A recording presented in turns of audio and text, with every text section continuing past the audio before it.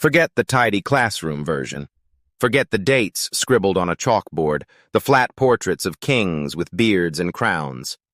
Forget the story told as if it were inevitable, England simply passing from one ruler to another, like turning a page. Because what if it wasn't that simple? What if 1066 was not a transition, but a collision?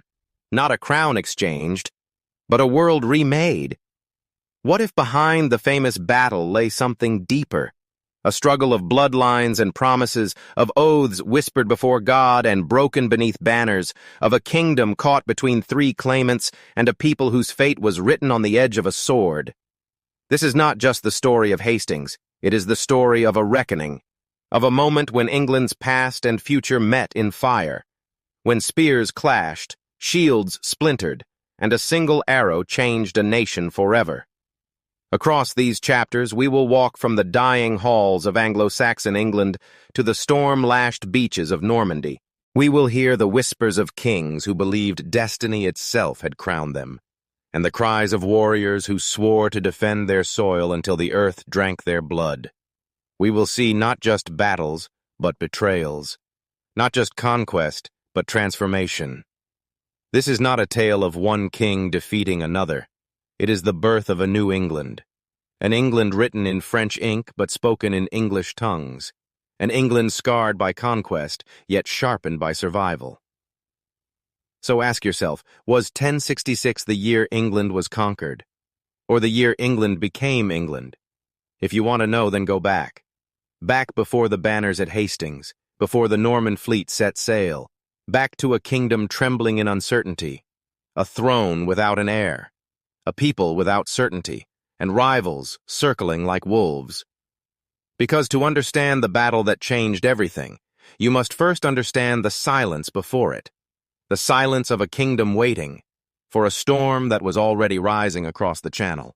And when the storm broke, it did not pass. It reshaped the island forever. This is the story of 1066, the year of the conquest. The year England was never the same again. England, before the Norman invasion. In the mid-11th century, England was a land of contrasts, at once strong and vulnerable, united in name yet fractured in spirit. From the white cliffs of Dover to the rugged highlands of Northumbria, the kingdom stretched across fertile fields, quiet villages, and rising market towns. Smoke curled lazily from timber halls, and church bells rang across valleys, binding communities in rhythms of faith and duty. On the surface, this was a prosperous realm. Its soil yielded rich harvests of wheat and barley, its rivers brimmed with fish, and its wool trade tied it to the markets of Flanders and beyond. The people were sturdy, their lives measured by the cycle of the plow, the seasons of the hunt, and the toll of the parish bell. But beneath that stability lay fragility. Power was not evenly spread. England's crown rested on the head of Edward the Confessor, a pious king whose reign depended less on force of arms than on careful negotiation with powerful earls. Local magnates commanded their shires with near-regal authority, collecting dues, dispensing justice, and raising men for war. The king, though revered, was often more a mediator than a master. The kingdom's defense rested upon the feared, a militia of free men called to arms in times of crisis. Alongside them stood thanes, landed warriors who served their lords with sword and shield. Together they formed a patchwork army, strong in loyalty, but lacking the discipline of the great continental hosts. Stone fortresses were rare. Power was expressed in wooden halls and earthen ramparts. And yet, for all its rustic simplicity, England was no backwater. It had endured centuries of struggle against Vikings, Danes, and rival kings, and emerged as one of the wealthiest realms of northern Europe. Its church was tied to Rome, its laws respected, its fields productive. The Abbey of Westminster, rising on the banks of the Thames, stood as a symbol of Edward's vision, a kingdom anchored in faith and order. But stability was an illusion. The very structure of the realm, with its balance of crown and earl, strength and weakness, prosperity and vulnerability, meant that England's fate could pivot in a single season. And in 1066, as shadows gathered across the Channel, that season was about to arrive. The Viking Legacy. No portrait of England before 1066 can be complete without the shadow of the Northmen. 2 centuries earlier, the first longships had appeared on the horizon, sleek, dragon-prowed vessels gliding through mist and tide. They came like storms, swift and merciless.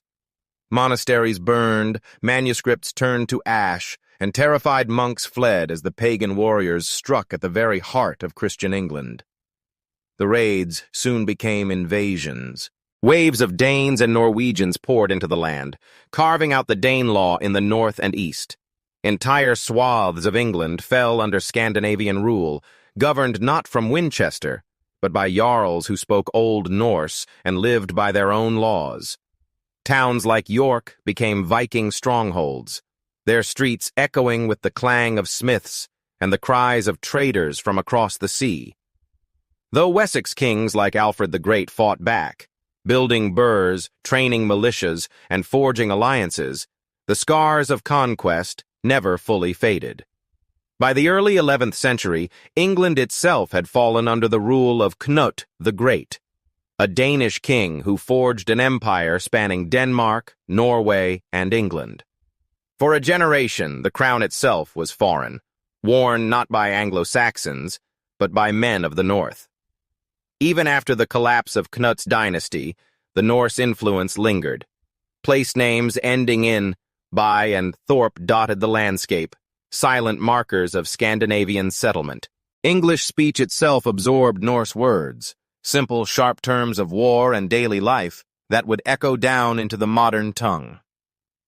Law codes of the Danelaw carried the weight of Viking custom, blending with Saxon practice to shape a unique hybrid order. More than language or law, the Viking presence had etched an idea into the English mind. Kingdoms could fall, crowns could be seized, and power was never eternal. Every hill fort and burned abbey was a reminder that England's wealth made it both tempting and vulnerable. The memory of foreign conquest haunted the land, teaching its people that destiny could arrive on the wind of foreign sails. And so, as 1066 approached, England lived with ghosts. The Norsemen had come and gone, but their legacy remained, a restless whisper that the island, however proud, could never take its safety for granted. The central figures. Before the crisis. History does not pivot on faceless crowds, but on the ambitions of men who dared to claim destiny. On the eve of 1066, 3 figures stood at the heart of England's unfolding storm, each bound to the dying king, Edward the Confessor, and each certain that the crown was theirs to grasp. Edward himself was a paradox. Crowned in 1042, he was a king whose hands were more accustomed to prayer than to the sword. Tall and pale, clad often in robes of piety, he was revered for his holiness, but criticized for his detachment. His greatest weakness was one the kingdom could not forgive. He produced no heir. Each year without a successor drew England closer to the abyss, and Edward's reliance on Norman advisors only deepened resentment among his Anglo-Saxon lords. As he withdrew into prayer and the unfinished halls of Westminster Abbey, his silence became the spark of greater voices. The first of those voices was Harald Godwinson, Earl of Wessex. A man of iron will and commanding presence, Harald embodied the power of the Anglo-Saxon nobility. He had fought against Welsh princes, crushed rebellions, and ruled his earldom with authority rivaling that of the king himself. Through his sister Edith, Edward's queen, Harald was family to the throne. Through his armies, he was its shield. To the English, he looked like the natural heir, a leader forged in battle and loyal to the realm. But across the Channel, another claimed the right. William, Duke of Normandy, a man shaped by violence and survival from youth. Bastard-born yet unbroken, William had seized his duchy with blood and cunning, proving himself in countless campaigns. He argued that Edward had promised him the crown years before, and that Harold himself had once sworn an oath to support him. For William, the English throne was not merely ambition, it was a vow sanctified by God. From the north came Harald Hardrada of Norway, the last great Viking king, hardened by war across Scandinavia and Byzantium. To him, England was the lost jewel of Canute's northern empire. Tall, fierce, and unyielding, Hardrada carried the legacy of centuries of Norse conquest, determined to reclaim what he believed was rightfully his. Thus, with Edward fading, three rivals cast their shadows across England. A pious king without an heir, an earl with armies at his back, a Norman duke with the Pope's blessing, and a Viking warlord still chasing empire. The stage was set, and the crown of England would not pass in peace. The year 1066 had become a storm of rival claims. Harold Godwinson wore the crown, yet William of Normandy forged his fleet with papal blessing, and Harald Hardrada gathered longships in the fjords, hungry for conquest. What began as oaths and promises was now turning into steel and fire. And when the first blow finally came, it did not fall from Normandy, but from the north, where the last Viking king prepared to test England's fate. The death of Edward the Confessor. The dawn of 1066 broke not with triumph, but with silence. In the royal chambers of Westminster, Edward the Confessor lay dying. The man who had ruled England for nearly a quarter of a century drifted between fevered sleep and whispered prayer, his frail body consumed by age and illness. Courtiers and clerics gathered in hushed circles, their faces tense, for all of England knew that with the passing of this king, the kingdom itself would stand on a knife's edge. Edward's reign had been marked by piety and peace, yet it ended with a void that no prayer could fill. He had built churches, patronized holy men, and consecrated the great abbey at Westminster, a crown of stone that stood as his enduring legacy. But he had left no son, no heir to bind the kingdom's future. Around his bed, the great earls and bishops exchanged glances heavy with unspoken fears. Who would wear the crown when Edward's voice fell silent? Chroniclers would later claim that, in his final moments, Edward raised his weary hand and entrusted the throne to Harald Godwinson, the man who had defended the realm in his stead. Perhaps it was a genuine bequest, perhaps an act of desperation, or perhaps only the invention of those who sought to justify Harold's claim. But in that chamber, lit by candles and shadowed by doubt, a seed of destiny was sown. On January 5th, Edward breathed his last. Bells tolled across London, their mournful peals carrying the news to a nation that trembled between grief and uncertainty.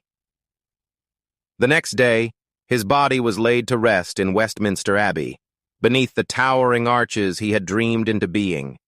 The air was thick with incense and sorrow, yet the ritual of mourning quickly gave way to the urgency of power. For even as Edward's soul was commended to heaven, the living turned to the question of succession. The Witan, council of nobles and clergy, moved swiftly. England could not afford a power vacuum, not with enemies abroad sharpening swords and watching the horizon. Before the echo of the funeral chants had faded, Harald Godwinson was crowned king. Yet outside the abbey walls, destiny gathered its armies. Across the sea, William of Normandy heard the news with fury, and in the north, Harald Hardrada readied his longships. Edward was gone, and with him, England's fragile peace. The struggle for the crown had begun. The oath and the disputed promises. Harald Godwinson's coronation was swift, almost breathless. The crown of England, heavy with gold and destiny, rested on his head before the echoes of Edward's funeral chants had faded. In the great hall of Westminster, nobles cheered and priests raised their blessings. To the English people, Harold was the natural choice, a warrior proven in battle, a leader whose power reached from Wessex to the Welsh borders. a man they could trust to defend them in the uncertain days ahead. But beyond England's shores, the ceremony was seen not as triumph, but as betrayal. Across the Channel, William of Normandy seethed. Years earlier, he claimed Edward the Confessor had promised him the throne, a bond of kinship sealed by the Norman Queen Emma, Edward's own mother. More damning still was the tale of an oath. Harold, shipwrecked on Norman shores, had once stood in William's court and, with his hand laid upon sacred relics, sworn to uphold William's claim. Now, by seizing the crown, Harold had broken that oath, a sin not only against a duke, but against God. The Norman chroniclers painted the scene with fire. William, eyes burning with righteous anger, calling his lords to arms, declaring that perjury and theft could not stand. And in Rome, the papacy lent weight to his cause, sending a banner of blessing that transformed William's war into a holy endeavor. What began as a dispute over succession was cast in the language of divine justice. Nor was William the only rival. In the far north, Harald Hardrada of Norway stirred restlessly. To him, the English crown was an inheritance long denied, linked by treaties forged in the age of Knut the Great. Tall, iron-clad, a warrior who had fought from the frozen fjords to the golden domes of Byzantium, Hardrada embodied the Viking spirit that had haunted England for centuries. He, too, saw Harold's coronation as usurpation, and he sharpened his sword for the reckoning. Thus, with Edward barely in his grave, the English crown became a prize contested by three men: Harold, William, and Hardrada. Oaths, promises, and treaties clashed like steel before the battle had even begun. And as winter thawed into spring, destiny gathered its armies on every horizon. Three claimants, one crown. The throne of England had become a beacon, its golden light visible across seas and mountains, drawing the gaze of ambitious men like moths to a flame. Harald Godwinson wore the crown, but the circle of power around his brow was contested at every horizon. Three rulers now stood on a collision course, each convinced that fate itself had chosen him. In the south stood William, Duke of Normandy.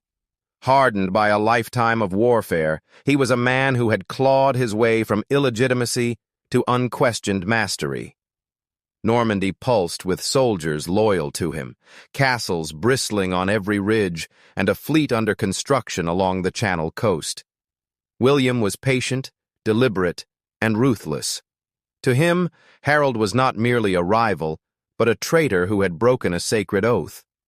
William's cause carried not just the weight of ambition, but the blessing of Rome itself, a papal banner fluttering in Norman hands, declaring his war to be righteous.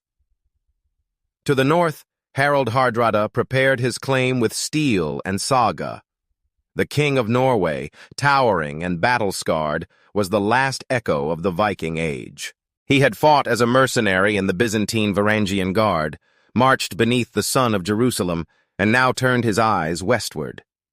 England, once part of Knut's great northern empire, was to him a rightful inheritance. With fleets gathering in the fjords and warriors eager for plunder and glory, Hardrada embodied the restless fury of the Sea Kings. At the center stood Harald Godwinson, newly crowned, resolute but besieged by shadows. He was England's choice, the Witten's anointed king, the champion who had defended its borders and humbled its enemies. Yet his throne was fragile, surrounded by doubts of broken vows and foreign threats. His strength lay in loyalty.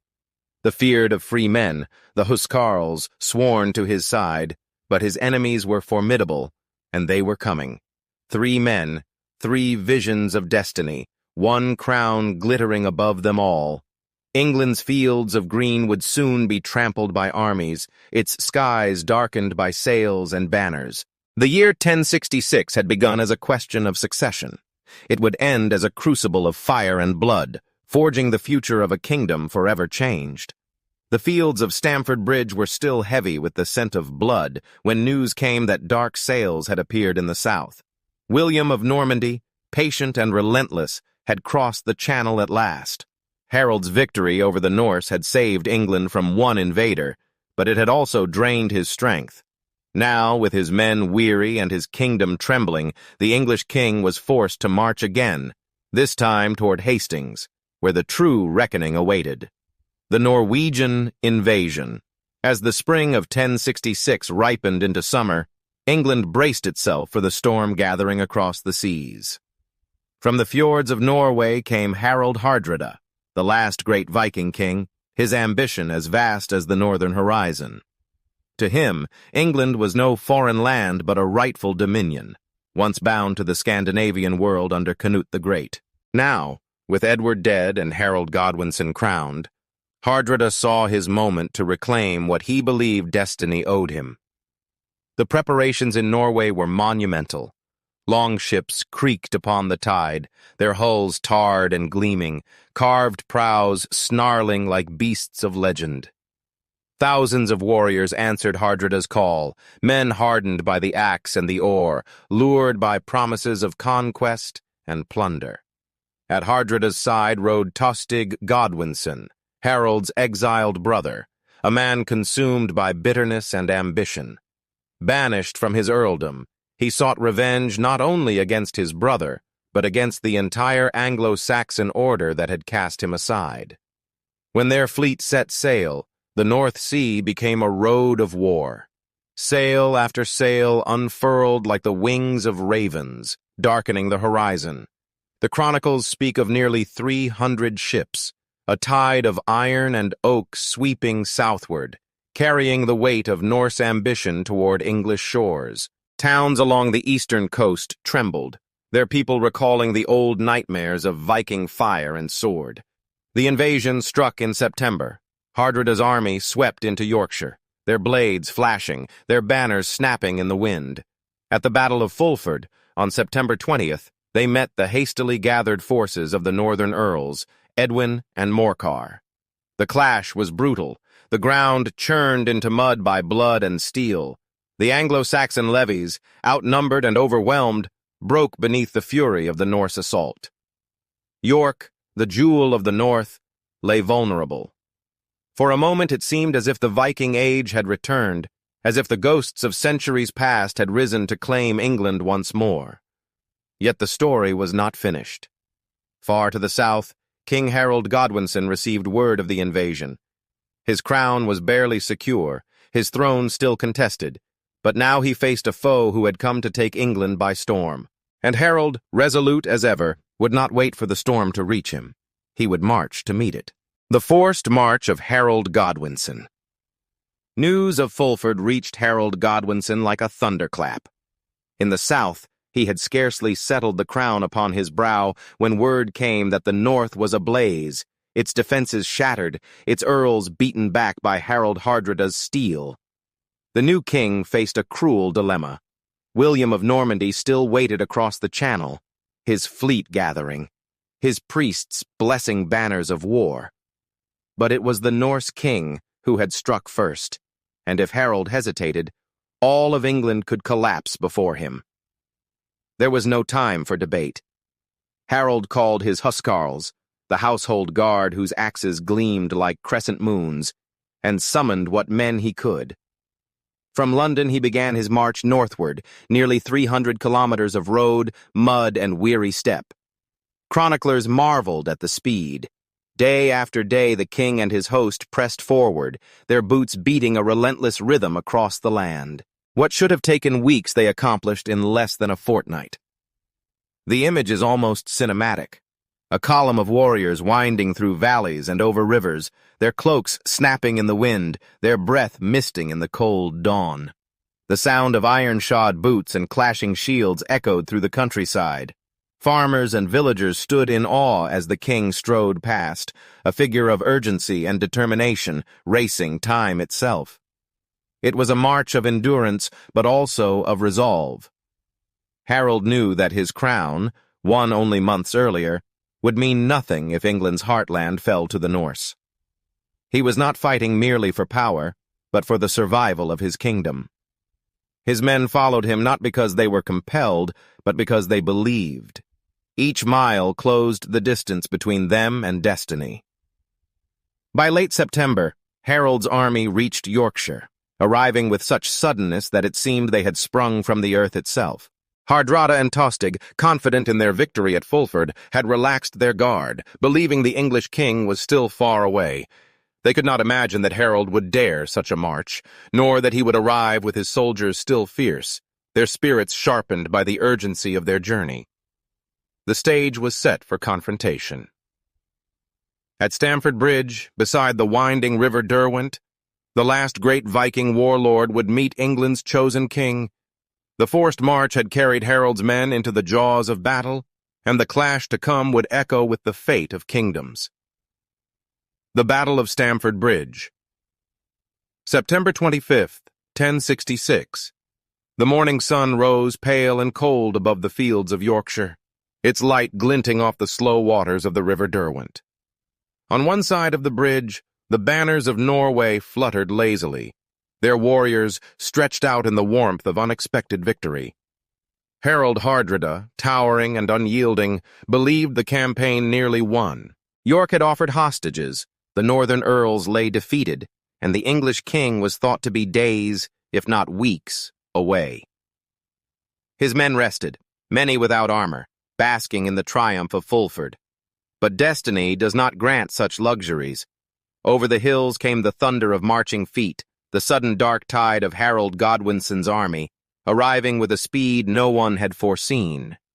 Dust rose on the horizon as if the earth itself had stirred, and when the Norsemen looked up, they saw the impossible.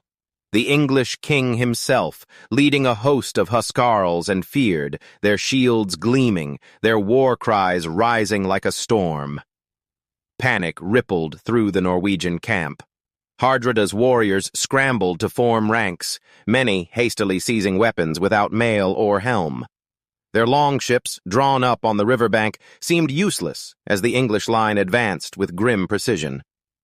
In that desperate hour, Hardrada revealed the iron at his core. Standing tall, clad in a blue tunic and wielding his massive two-handed sword, he roared commands, gathering his men into a shield wall, the ancient bulwark of the north.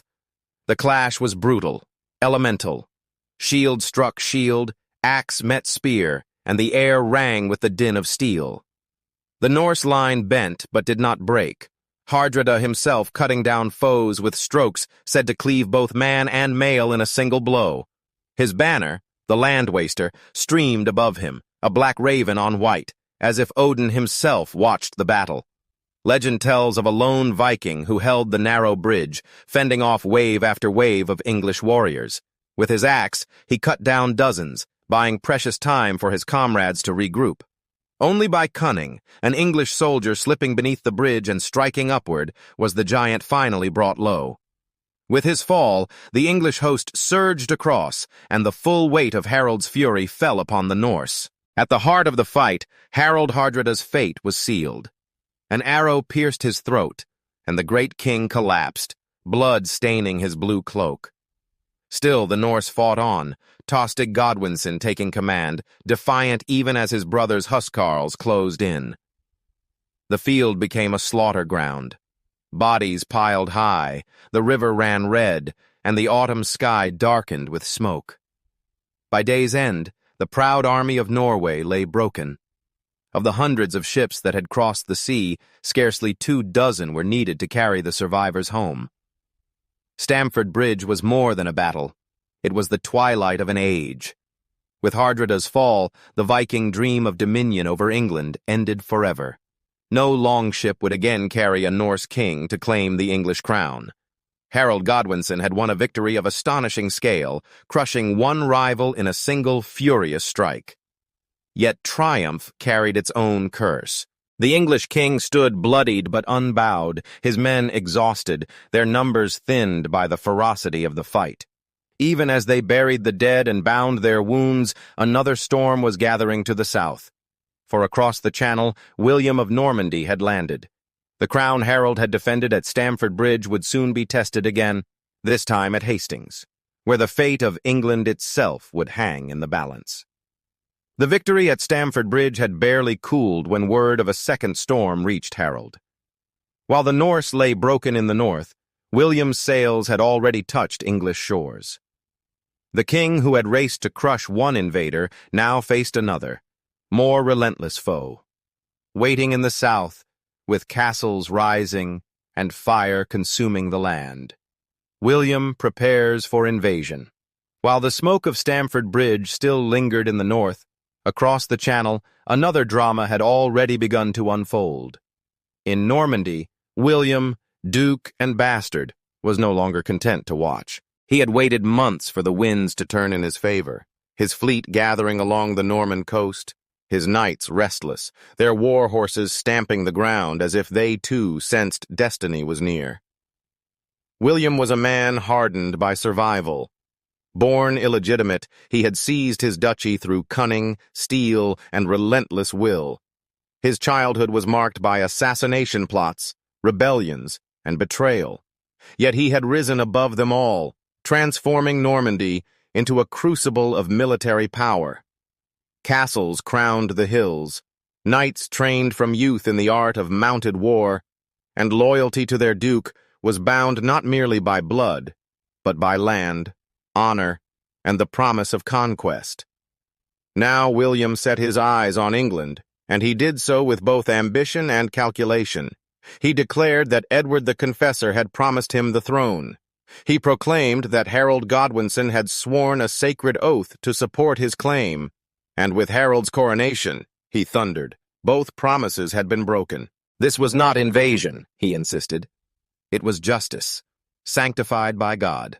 To prove his cause righteous, William turned to the church.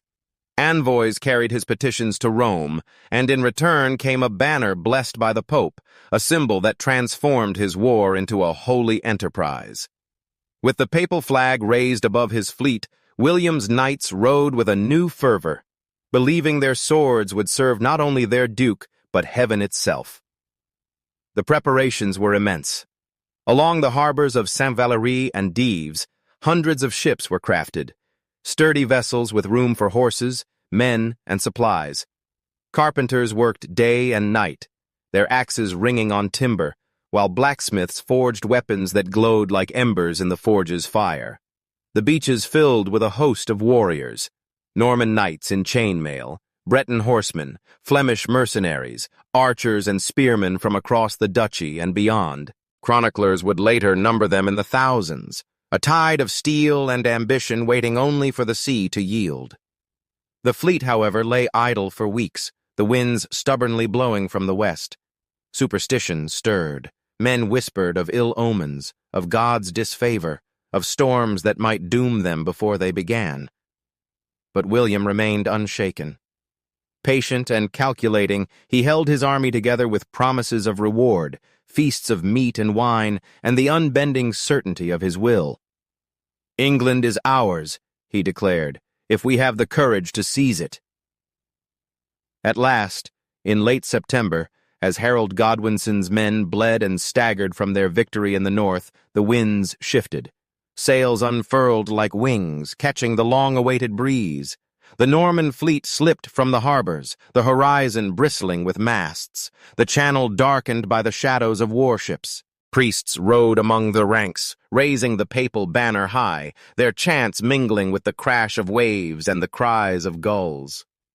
On the night of the crossing, William stood at the prow of his flagship, the Mora, a gift from his duchess.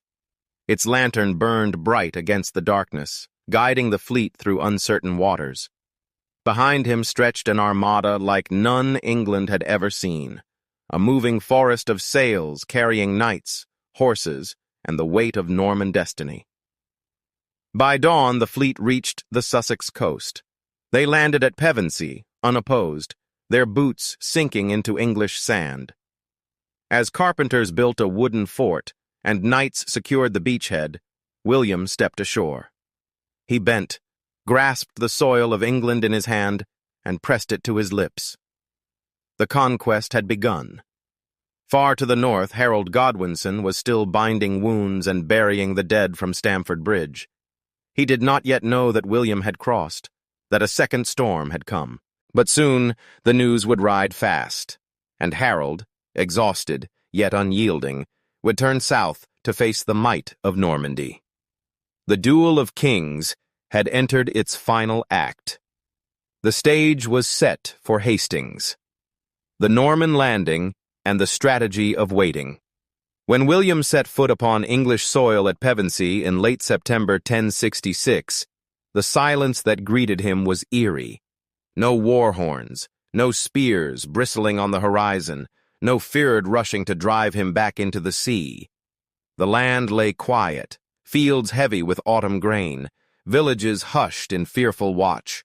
For the first time in his tumultuous life, William, bastard-born yet unbroken, stood in England not as a supplicant or exile, but as a conqueror. The Norman fleet, a forest of sails and masts, poured its warriors ashore.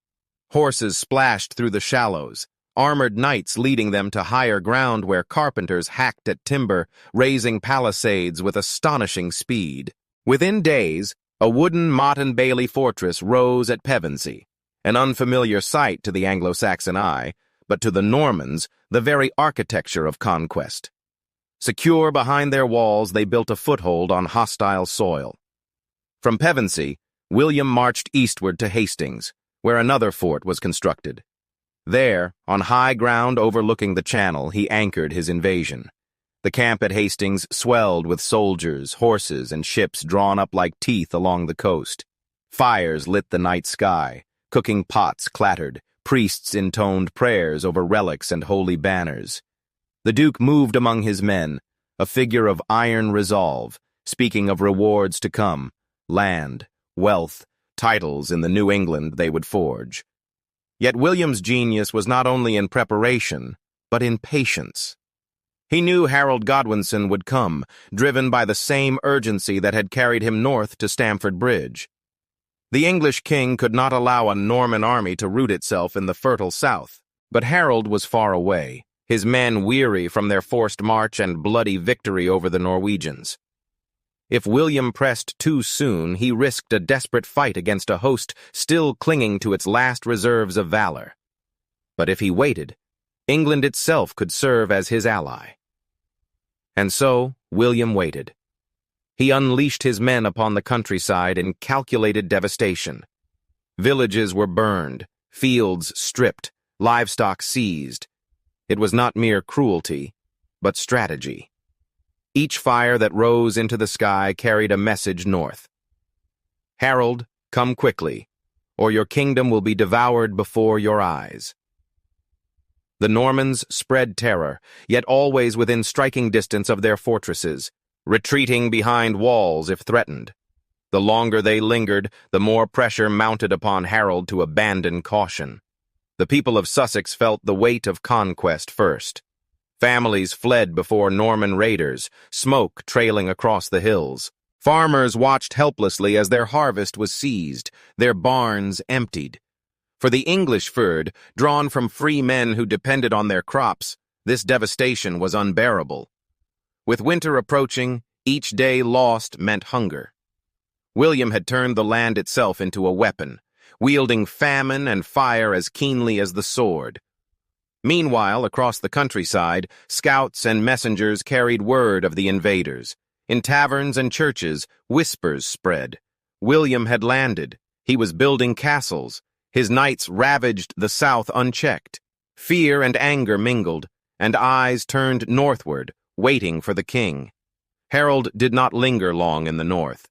Even as his men buried the dead of Stamford Bridge, messengers arrived with dire news. The Normans were ashore. William had landed. England faced a second invasion within weeks of the first. Though his army was battered, Harold knew delay would mean disaster. He called his huscarls the core of his strength and summoned the fyrd once more.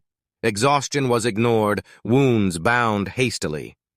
Once again the King of England marched with desperate speed, this time southward, toward Hastings. The roads filled with weary soldiers, their boots caked in mud, their stomachs knotted with hunger. Yet Harold himself rode at their head, unyielding, his presence a beacon of resolve. Chroniclers would later marvel at his relentless energy, how he drove his men to match his pace, knowing every mile gained was another day stolen from William's advantage. The march south was not merely military. It was a race for England's very soul. Back in Hastings, William watched the horizon. Scouts returned with reports of Harold's movement, and the Duke's patience sharpened into readiness. His strategy had succeeded. Harold was coming, forced to fight before he had time to gather the full might of England.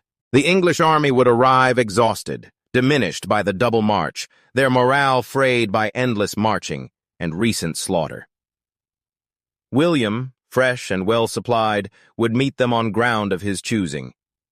The tension mounted as days slipped by. Norman knights drilled in the fields, their horses snorting and stamping, their lances leveled in mock charge. Archers loosed arrows into the autumn sky, testing their bows, while priests urged repentance and valor. Every night, campfires flickered like stars fallen to earth, and the sea itself seemed to whisper of the storm to come. And yet, beneath William's iron calm, even his men felt the weight of uncertainty. For all their castles and banners, they were still strangers in a hostile land. Every hill could hide the enemy, every village could turn traitor. They feared Harold might strike with the same ferocity he had shown at Stamford Bridge. The Normans knew victory was possible, but so was annihilation. At last, the waiting ended. On the eve of October 13th, word reached William. Harold's army was near. The King of England had marched with incredible speed once again, his banners flying, his men weary but resolute. He would not delay. He would not retreat. The two greatest captains of the age were about to meet. As night fell, the English camped at Caldbeck Hill, scarcely a day's march from Hastings. Fires crackled, warriors leaned on their shields, speaking in hushed voices of the battle to come. Some prayed, some sharpened axes, others simply stared into the flames, knowing the dawn might be their last. In the Norman camp, William summoned his lords. By torchlight, strategy was whispered, maps unrolled, vows sworn. The papal banner stood beside his own, fluttering in the night breeze as if heaven itself waited to witness the trial. William spoke of justice, of destiny, of the crown that was his by right. His knights listened, their faces lit by firelight, their hands resting on the hilts of their swords. 2 armies, 2 kings, 1 crown. The waiting was over. On the morning of October 14th, 1066, the fields outside Hastings would become the anvil upon which England's fate would be hammered in blood and steel. The struggle at Hastings had reached its breaking point. The shield wall, battered by feigned retreats and relentless assaults, now wavered under the weight of exhaustion. Brothers lay slain, courage faltered, and the king himself fought on, wounded yet unyielding. The next moments would decide everything, not just the battle, but the very fate of England. The armies at Hastings. The night of October 13th, 1066, lay heavy with expectation. On the ridges of Sussex, fires crackled beneath the stars, each flame a beacon of men steeling themselves for dawn. In one camp, the English feared huddled in cloaks, weary from endless marching, their bellies hollow, their bodies aching from the fury of Stamford Bridge.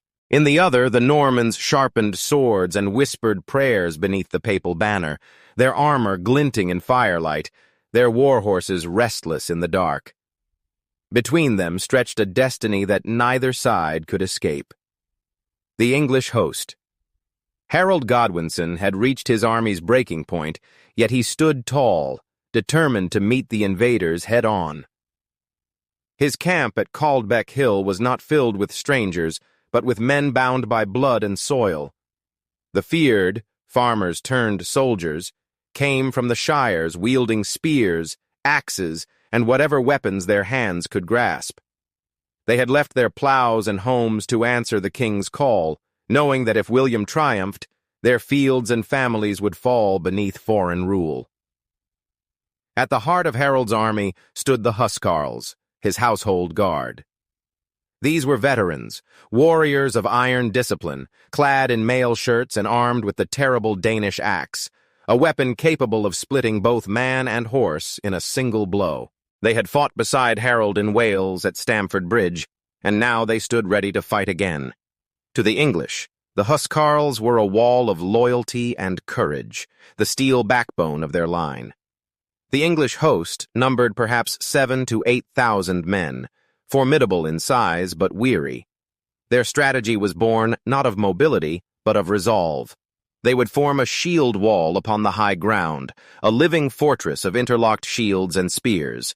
From such a position, they had the advantage, for no cavalry could easily break a solid wall of men upon a hill. Harold trusted in the courage of his people, the weight of his Huscarls, and the righteousness of defending their homeland. Yet doubt lingered. His brothers Gurth and Leofwine stood beside him, but the absence of northern Earls Edwin and Morcar, still licking wounds from Fulford, meant Harold lacked the full strength of England. His army was strong, but it was not whole, and exhaustion weighed upon them all. The Norman host. Across the field, William's army was fresh, disciplined, and eager for battle. They had not marched 200 miles in a week, nor fought a titanic clash against Norsemen days earlier. They were rested, well-fed, and confident in their duke's leadership. William's host was a tapestry of Europe's martial power. Normans formed the core, their knights trained from youth in the deadly ballet of cavalry warfare. Breton horsemen and Flemish mercenaries swelled the ranks, each bringing their own style of arms. There were archers, hundreds of them, stringing their bows, their quivers full. Infantrymen with spears and shields filled the gaps, ready to hold the line. The Norman army, too, numbered perhaps 7,000 to 8,000, but its composition was unique. Where Harold's strength lay in his wall of men, William's lay in combined arms. He could send volleys of arrows to harry the English line, infantry to press the wall, and, most deadly of all, cavalry to hammer and break it. The sight of Norman knights astride armored horses was unlike anything most Englishmen had ever faced. To them, it was a vision of terror, men and beasts fused into living engines of war. William's camp buzzed with confidence. Priests carried relics, reminding the soldiers that they fought with God's blessing. The papal banner, gleaming white with a cross, stood at the heart of the camp, lending divine sanction to every sword. William himself moved among his men, steady and commanding, promising victory and reward. He was no stranger to risk, and his men believed in him utterly. The ground between. The battlefield stretched outside Hastings, a rolling expanse of hills and fields bordered by forest and marsh. Harold's army took position on a ridge, later known as Senlac Hill, a high spine of land that overlooked the Norman approach. The hill gave the English a formidable advantage. Their shield wall would stand above their enemy, forcing attackers to fight uphill. The slope was not steep, but enough to sap the momentum of a charge. William's men camped below, the open ground spread before them. To them, the hill was both challenge and opportunity. If they could break the English line, the high ground would mean nothing. The Normans had space to maneuver cavalry, to retreat and reform, to adapt their strategy. It was a battlefield of contrasts, static defense against fluid assault, shield wall against horse charge, exhaustion against fresh strength. The night before battle. As the night deepened, the contrast between the camps grew stark. In the English camp, silence reigned. Fires burned low, men lay on the ground, their weapons beside them, their faces drawn with fatigue. Some prayed quietly. Others stared into the flames with hollow eyes, knowing that dawn might bring their deaths. For Harold's men, this was not conquest, but survival. They were defending their homes, their fields, their England. In the Norman camp, the mood was different, as priests walked among the men, holding up relics, offering absolution, urging them to fight in the name of God.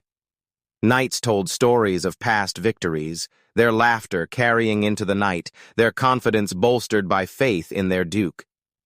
The sound of horses stamping and snorting filled the air, a reminder of the thunder to come. William himself remained awake long into the night. He studied the field, planned his formations, and considered every possibility. His mind, sharp and relentless, weighed Harold's strengths against his own. The shield wall was formidable, but William believed in the flexibility of his forces. Archers would weaken the line, infantry would press it, and cavalry, his hammer, would shatter it. In his vision, victory was not uncertain. It was inevitable, if only discipline held. Two visions of war. The contrast between the two leaders could not have been greater. Harold, the warrior king, had risen through blood and battle, the embodiment of Anglo-Saxon resilience. He stood beside his brothers, his axe in hand, his heart bound to the land he defended. To him, this was not a war of ambition, but of survival, the defense of crown and country. William, the Duke, was a product of iron will and ruthless ambition. Bastard-born, he had fought for every scrap of power he held. To him, Hastings was not defense, but destiny. He fought not only for a crown, but for legitimacy, for the vindication of a lifetime spent proving that blood and circumstance could not chain him. With the papal banner above him, he believed heaven itself was on his side. The coming dawn. As dawn approached on October 14th, the landscape seemed to hold its breath. Mist clung to the valleys, dew glistened on the grass, and the first pale light revealed two armies drawn for war.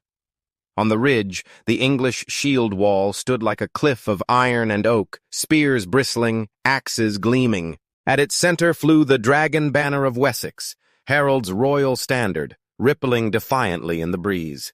Below, William's host stirred to life. Archers lined up, their bows strung tight. Infantry formed ranks, shields overlapping, spears ready.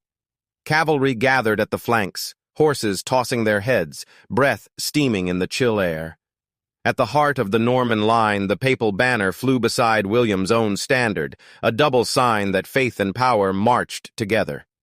The air was thick with anticipation. Men adjusted helmets, tightened straps, whispered final prayers. Some wept quietly, others grinned with grim resolve. Both sides knew the truth. This was no skirmish, no raid, no border feud. This was a battle for the crown of England, for the fate of the realm, for the shape of history itself. When the horns blew and the drums beat, the world would tilt. One king would stand, the other fall. The hill of Hastings would be forever remembered, its soil consecrated by the blood of thousands. And so, as the sun rose over Senlac Hill, England's destiny awaited the strike of sword and the cry of men. The opening of the Battle of Hastings, October 14th, 1066. The sun rose pale over Senlac Hill, spilling thin gold across the dew-wet fields. The land seemed hushed, as if the earth itself waited for the clash to come. Two armies faced one another, banners rippling in the cool wind, the air so taut with tension that every heartbeat sounded like a drum. The English shield wall upon the ridge stood Harald Godwinson and the army of England. They had taken their ground deliberately, a defensive position that gave them height and strength. From one end of the ridge to the other, men locked their shields together, a living wall of wood and iron. Spears thrust outward through the gaps, axes rested upon shoulders, eyes glared down at the foe. At the front stood Harold's huscarls, his household warriors, their mail shirts glinting in the light. Behind them clustered the feared, farmers and townsmen who had answered their king's call, spears in hand, hearts pounding with fear and pride. Above them, flying proudly, was the dragon banner of Wessex, the symbol of Harold's house. The king himself stood beneath it, flanked by his brothers Gurth and Leofwine, his face grim but resolute. For the English, there was no choice but to hold. They had no cavalry, no archers in great numbers, no mobility to match the Normans. Their strength was in unity, shoulder pressed to shoulder, shield locked to shield, a wall of defiance on which the enemy must break. The Norman advance. Across the slope, William's army stirred. Priests blessed the ranks, raising relics and holy banners, their chants rolling like thunder through the camp. Trumpets blared, drums beat, and the host of Normandy began to move. Archers came first, stepping into formation with practiced ease, bows strung and arrows gleaming. Behind them marched the infantry, shields overlapping, spears thrusting skyward. At the rear, the cavalry formed up in glittering lines, knights armored in chainmail, lances poised, their war horses stamping the earth. William rode among them, mounted on his charger, his voice steady, his presence unshaken. He reminded his men of the oath Harold had sworn and broken, of Edward's promise, of the banner of the Pope that flew above their heads. "God is with us," he declared. "This land is ours to claim." His men roared in answer, their voices echoing across the valley. The first arrows. The battle began with the hiss of arrows. Norman archers loosed their shafts in great volleys, the sky darkening with feathered death. The arrows fell upon the English line, clattering against shields, glancing off helmets, thudding into the earth. Some struck home, and men fell groaning, but the shield wall held. The Huscarls raised their great axes in defiance, shouting curses as arrows rattled harmlessly from their shields. It quickly became clear that the archers alone could not break the English defense. The angle of the slope lessened their effect. Many arrows flew high and fell short, others glanced upward from shields raised on high. The wall of men remained intact, unmoved, defiant as ever. The infantry assault. William ordered the infantry forward. Norman, Breton, and Flemish foot soldiers advanced up the slope, shields locked, spears thrusting, voices raised in cries of war. The ground shook with their advance, iron and wood clashing as they slammed against the English wall. The shield wall bent, but did not break. English axes swung down in deadly arcs, smashing shields, severing limbs, cleaving helmets. Spears thrust outward from behind the line, piercing the mail of Norman infantry. The hillside rang with the clash of steel and the screams of men, yet the English held their ground. From the ridge, Harold watched as his men repelled the first assault. He raised his sword and shouted encouragement, his voice carrying through the din. The shield wall surged with renewed strength, pushing back the invaders. Norman infantry wavered, their momentum faltering as the hill and the shield wall combined against them. The cavalry charge. William knew the moment had come to unleash his deadliest weapon. Trumpets blared, and the knights of Normandy lowered their lances. With a thunder of hooves, the cavalry surged forward, a tide of steel and horseflesh. The sight was terrifying. Armored men on massive destriers, charging uphill with lances poised to shatter the wall. The ground quaked beneath their charge, the air filled with the thunder of hooves. The English feared clutched their spears tighter, eyes wide with terror at the sight. But the Huscarls stood firm, planting their shields and raising their axes. When the cavalry struck, the crash was like thunder. Lances shattered against shields, horses screamed, and the front ranks of both armies were crushed in a maelstrom of iron and blood. Yet the shield wall did not break.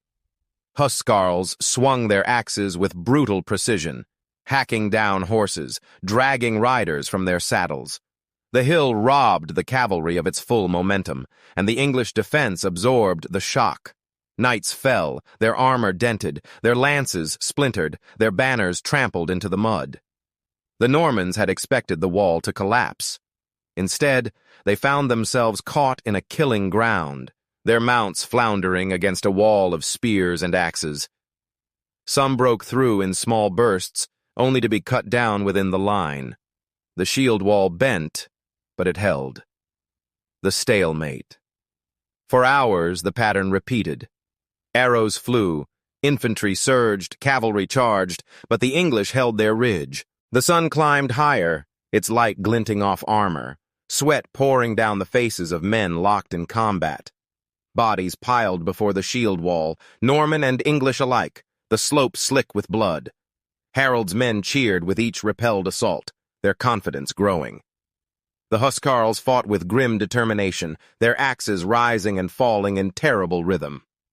The feared, though weary, drew strength from their king's presence, standing shoulder to shoulder in defiance. Yet the strain was immense. Each charge, each volley, each clash chipped away at their strength. The shield wall was not unbreakable. It was flesh and blood, men growing tired, arms aching, shields splintering, feet slipping on blood-soaked earth. The first Norman collapse. At one point, the Breton wing on William's left faltered under the weight of English resistance. Rumors swept the field that William himself had fallen, and panic surged through the Norman line. Some knights began to retreat down the slope, their formation breaking. For a moment, it seemed as if the entire Norman host might crumble. But William did not fall. Seizing a horse, he rode bareheaded before his men, his face revealed, his voice carrying above the chaos. "I live," he cried. "Look upon me. I live, and with God's will, I will conquer." His presence steadied the line, his courage a fire that reignited faltering hearts. The retreat was halted, and the Normans regrouped. This moment revealed both the danger and the opportunity. The English, seeing the Norman retreat, surged forward from their wall, eager to press the advantage. Their charge scattered the fleeing Bretons, but it also shattered their own formation. For the first time, the shield wall was broken, not by Norman might, but by English overconfidence. William saw it at once. He turned retreat into stratagem, feigned flight into trap.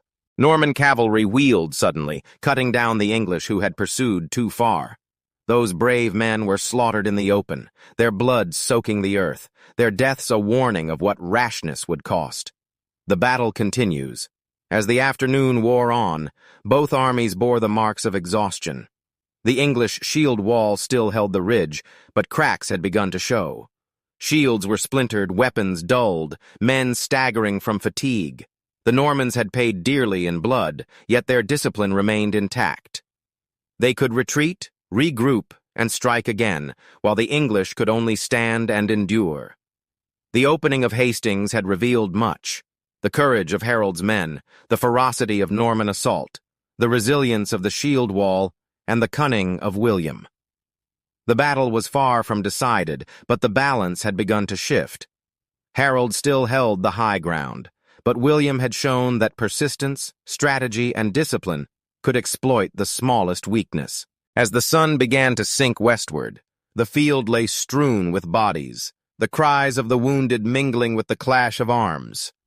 Neither side had broken, but both knew that the next hours would decide the crown of England. The opening phase had ended. The battle was entering its terrible heart. The turning of the battle. The afternoon sun slanted westward, bathing Senlac Hill in a harsh, golden light. The morning's fury had left the field littered with corpses, arrows embedded in the earth and horses lying twisted in death. The cries of the wounded mingled with the clang of weapons still striking shields. Both armies were battered, yet neither had yielded. The shield wall still crowned the ridge, defiant as a fortress, but within that wall, the strain was beginning to show. Pressure without end. For hours, the English had endured volleys of arrows, waves of infantry, and the hammering shock of Norman cavalry. Each assault left the ground beneath them slick with blood. Each clash broke shields and dulled blades. Huscarls fought with a ferocity born of desperation, their axes rising and falling in relentless arcs, but even iron arms grow weary. Fearedmen, less disciplined, wavered under the unending storm, their ranks thinning with each renewed charge. Harold remained steadfast beneath his dragon banner, urging his men to hold. His brothers Gurth and Leofwine stood beside him, rallying the wall, their voices carrying above the din. Yet even Harold knew the truth. Men could only endure so long. Every moment of resistance drained the strength of England, while the Normans, disciplined and flexible, regrouped and returned again and again. William recognized this imbalance. He had tested the wall with arrows and infantry, hammered it with cavalry, and seen it hold. But he had also glimpsed its weakness earlier, when the Bretons had faltered, and the English, breaking formation, had pursued too far. That rash counterattack had given him the idea that would tilt the balance. The feigned retreat. The order was given quietly at first, whispered along the Norman line. As the next charge broke against the English wall, William's knights began to fall back, not in panic, but in controlled withdrawal. Dust rose as hooves tore the earth, the cavalry wheeling away, their voices carrying cries of feigned despair. "The Normans flee!" shouted the English from the ridge. For men who had fought for hours, weary and desperate for triumph, the sight was irresistible. Pockets of feared men, their discipline frayed, surged downhill in pursuit. They saw retreat, not ruse, victory, not trap. Their chase carried them across the slope, away from the safety of the shield wall, into the open plain. It was then that William's strategy revealed itself. The knights, wheeling with practiced precision, turned back upon their pursuers. Lances lowered, swords raised, they thundered into the scattered English. Cut off from the wall, outnumbered, the pursuers were slaughtered. Their cries of triumph turned to screams of terror as Norman steel fell upon them, horses trampling men beneath their hooves. This maneuver was repeated again and again. Each time the Normans charged, then pulled back in apparent panic. Each time eager English levies pursued. Each time the trap closed and blood flowed down the hill. Slowly, the shield wall was weakened, not by direct assault, but by subtraction, as its men were lured away and destroyed. Death of the brothers. The afternoon wore on, and the battle reached its most terrible crescendo. At the center of the English line, Harald fought on, his banner still flying. But fate struck cruelly when his brothers Gurth and Leofwine were cut down. Accounts differ. Some say Gurth fell to a Norman lance, others that Leofwine was hacked apart in the melee. But the effect was the same. The brothers who had stood beside Harald since dawn lay lifeless, their blood soaking into the ridge. The loss rippled through the English ranks. Their king still lived, but the fall of his brothers struck like a hammer upon morale.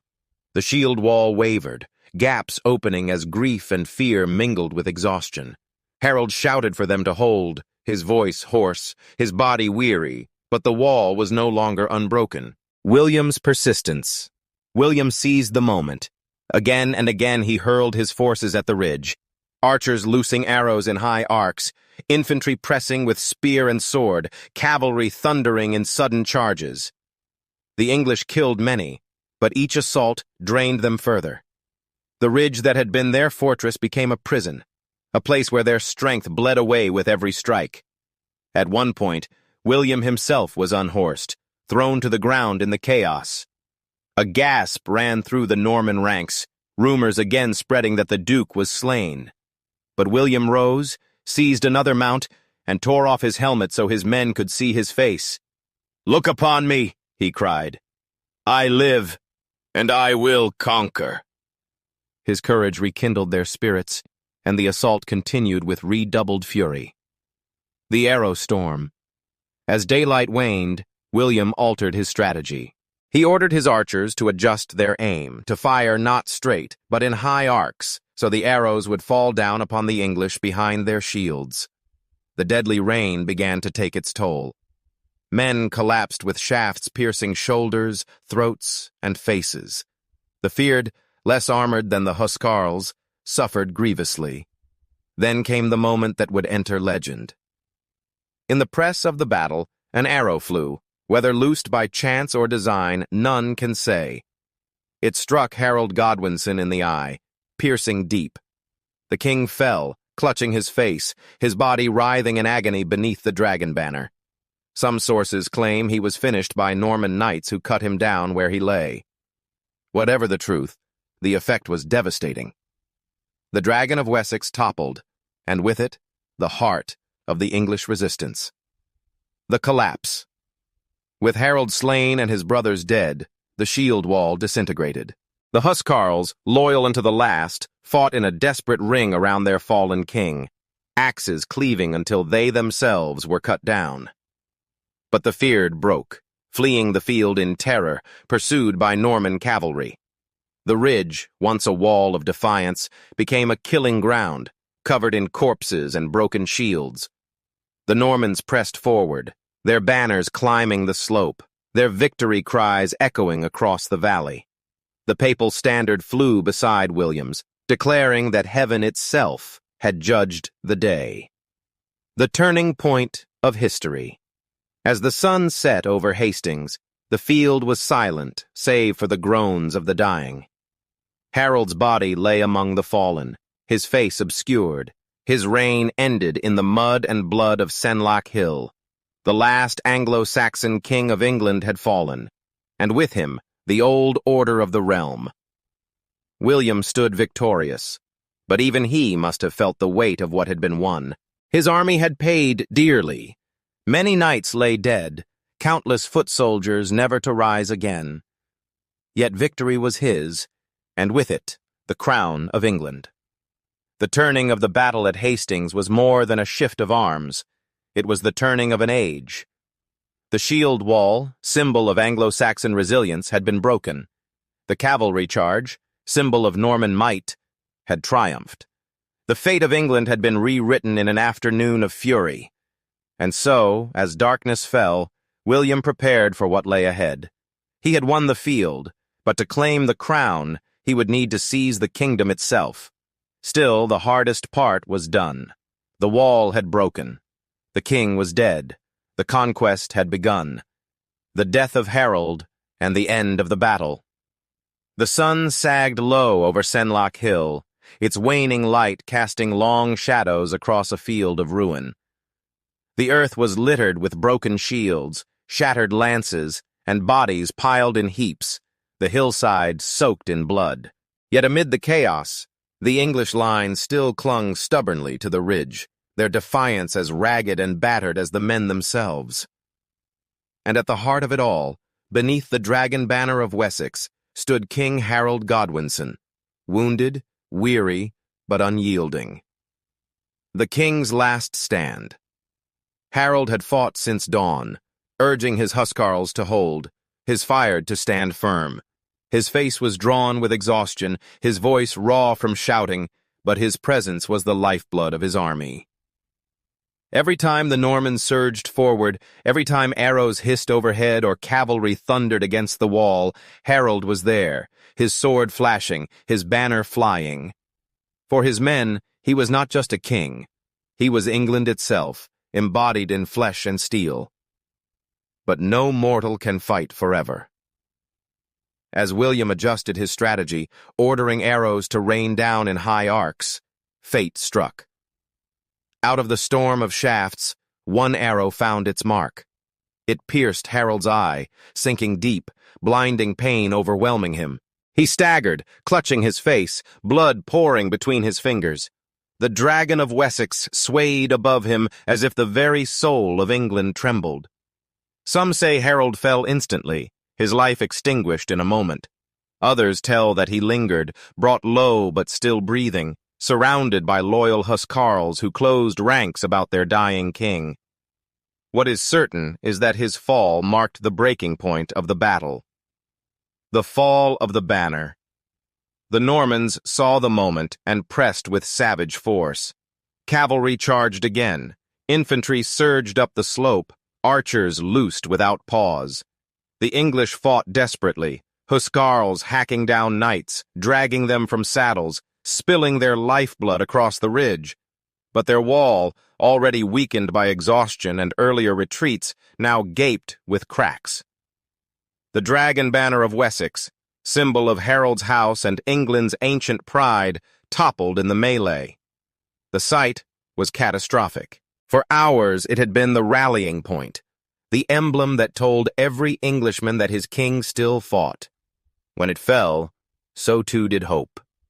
The feared, already battered and bloodied, began to crumble. Men who had stood bravely since dawn now faltered, their courage shattered by the sight of their fallen king. They turned, first in twos and threes, then in whole companies, fleeing down the hill, pursued by Norman cavalry. Their retreat became a rout, and the ridge that had held so long collapsed into chaos. The Huscarls' last ring. Yet not all fled. Around Harald's body, his Huscarls made their final stand. These men had sworn oaths of loyalty unto death, and they kept it with terrible ferocity.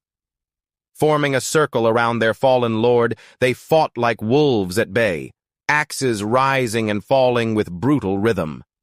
Norman knights fell before them, horses dragged down, shields splintered.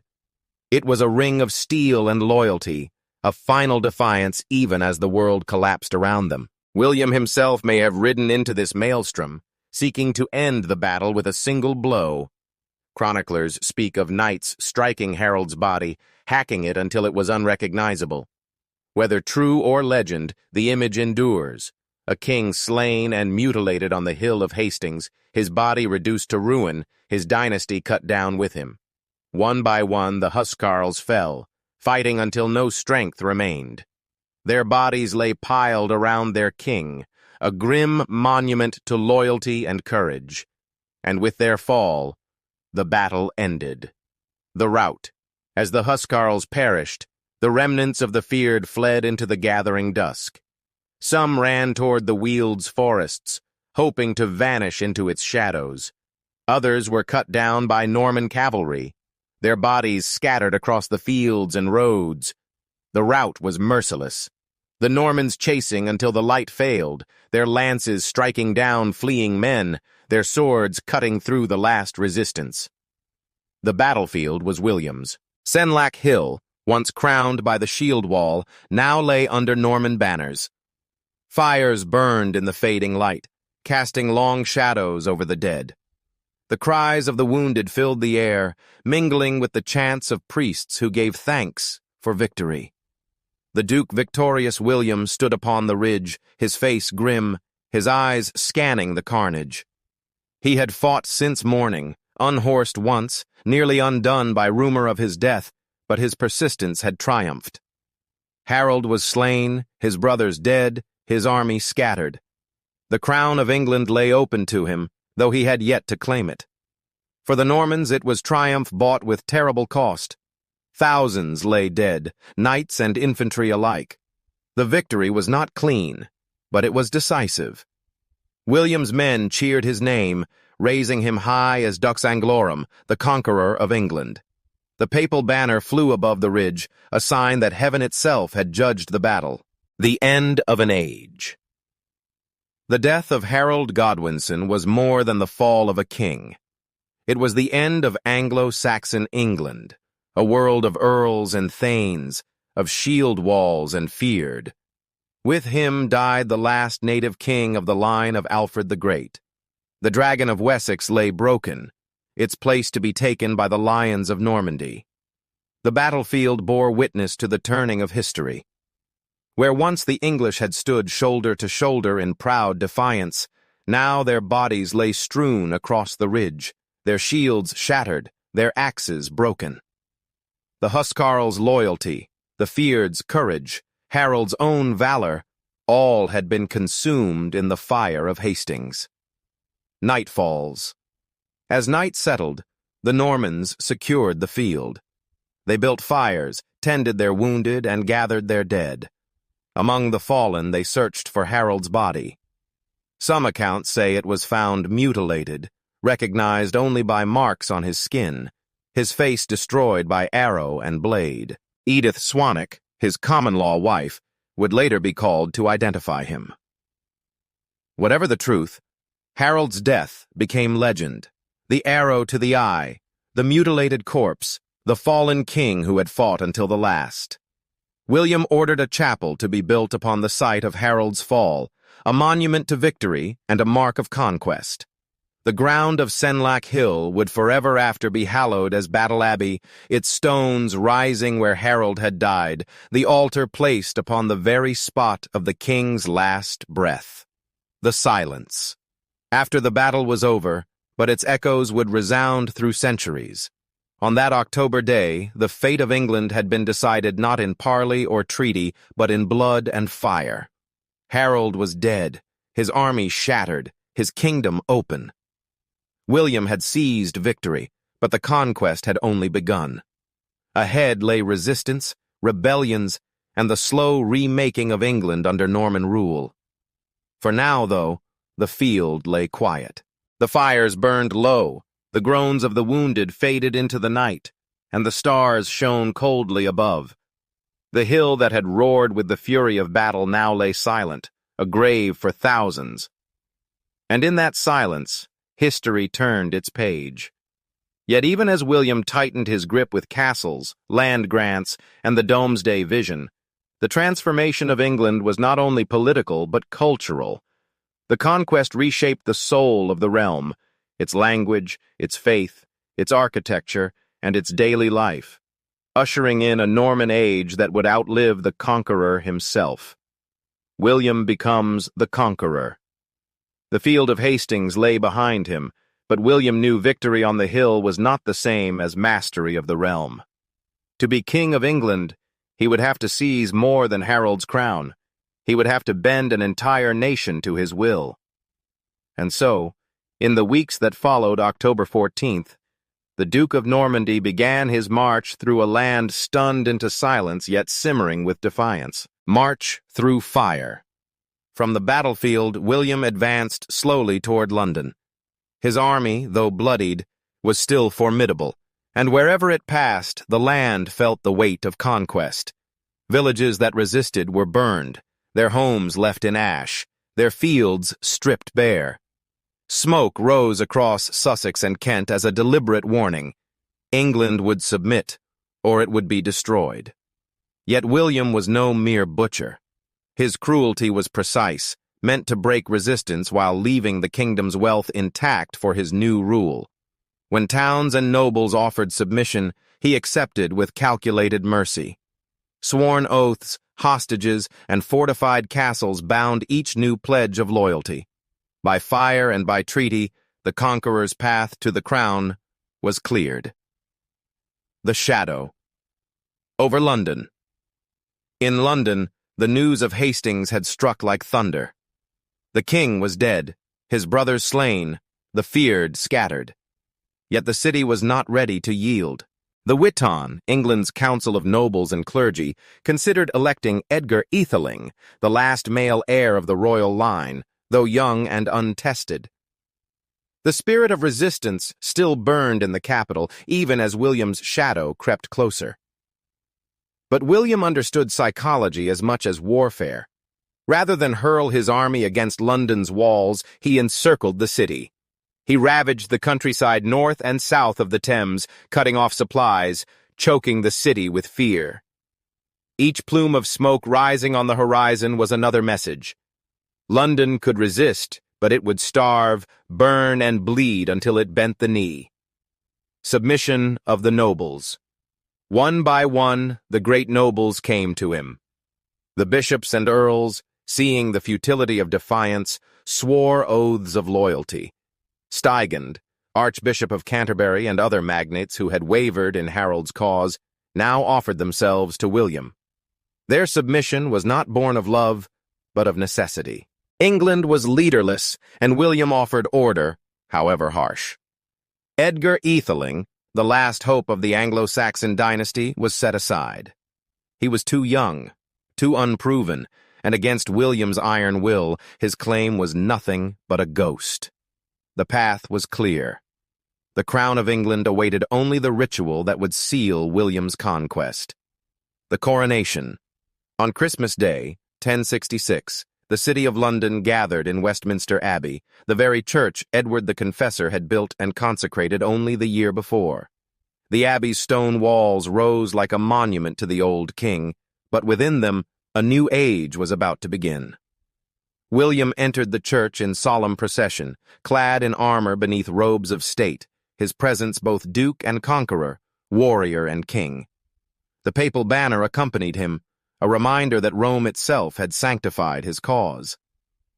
The nobles of England and the lords of Normandy gathered, uneasy allies in the sacred space. When the crown was placed upon William's head by Archbishop Ealdred of York, the congregation shouted their assent. The acclamation, meant as ritual, rolled through the abbey like thunder. Outside, Norman guards mistook the cries for revolt. Swords were drawn, torches flung into houses, flames rising in panic. The coronation nearly dissolved into chaos, yet within the abbey, William remained unmoved, seated firmly upon the throne of Edward. The fire outside was quenched, the panic subdued, but the symbolism lingered. William's rule was born in both fear and fire. A new king, a new order. From that day, William was no longer merely Duke of Normandy. He was William the Conqueror, crowned King of England by right of battle and by the hand of the Church. His power rested upon sword and oath alike, his crown secured by blood spilled at Hastings, and by the submission of England's lords. Yet beneath the solemnity of coronation lay a truth that all could feel. His throne was not yet secure. Rebellions would come. The land would resist. The Dragon of Wessex was gone, but the spirit of England still breathed in its people. William had won a crown, but to keep it, he would have to forge a new kingdom in the crucible of conquest. And so, on Christmas Day in Westminster Abbey, amid the smoke of panic and the echo of acclamations, a new age began. The Anglo-Saxon world had ended, and in its place, Norman rule rose. England had a new king, a new master, and history would remember him forever by a single name, the Conqueror. The early challenges, rebellions, and the harrying of the North William's coronation at Westminster was not the end of struggle, but the beginning of a harsher chapter. Though he wore the English crown, his throne was a seat of thorns. The land he claimed was restless, its people resentful of a foreign ruler. Castles and papal banners could not erase the memory of Hastings, nor the bitter truth that England's last native king lay dead beneath the soil of Senlac Hill. For many, William was not Rex Anglorum, but an intruder. His rule enforced by sword and fire, rebellions ignite. The first embers of resistance flared almost immediately. In Kent and Herefordshire, in the Midlands and the Welsh borders, bands of English warriors rose against Norman garrisons. They struck at isolated castles, ambushed patrols, and vanished into woods and marshes. These uprisings lacked unity, but they revealed the depth of hatred smoldering across the kingdom. London itself seethed. In the weeks after William's coronation, riots and plots spread through the city's crowded streets. Rumors swirled of Edgar Atheling being raised as king, of Harold's loyalists plotting revenge. The Norman king tightened his grip with ruthless efficiency. Rebels were executed, castles fortified, and trusted Norman lords placed over strategic shires. The message was clear. Defiance would be met with death. But it was in the north where resistance would burn brightest. The north defies Northumbria. That rugged land of moors and hills had long been a kingdom apart. Its lords did not easily bow to southern kings, Anglo-Saxon or otherwise. When William's governors imposed harsh rule, collecting taxes with Norman severity, the region exploded in revolt. In 1069, rebellion spread like wildfire. York, the ancient Viking stronghold, became its heart. The citizens rose against the Norman garrison, slaying soldiers, burning castles, and welcoming rebels into their midst. Word of rebellion crossed the North Sea, reaching Denmark.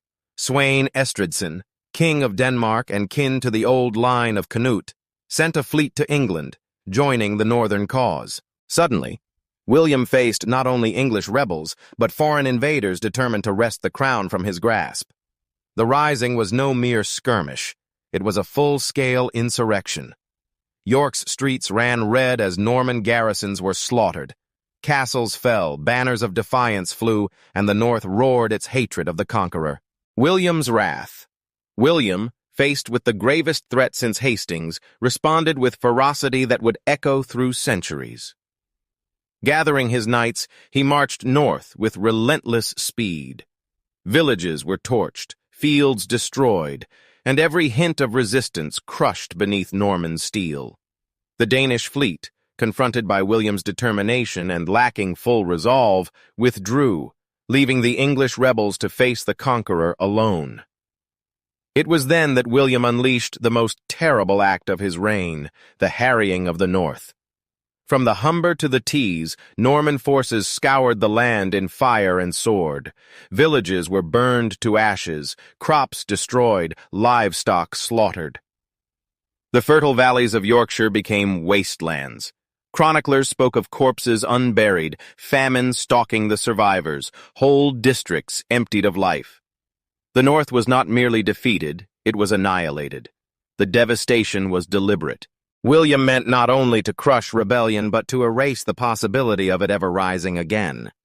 By fire, he carved terror into the soul of the North. The cost was immense. Tens of thousands starved, fields lay barren, and for generations the land bore scars of his wrath. The Iron Crown.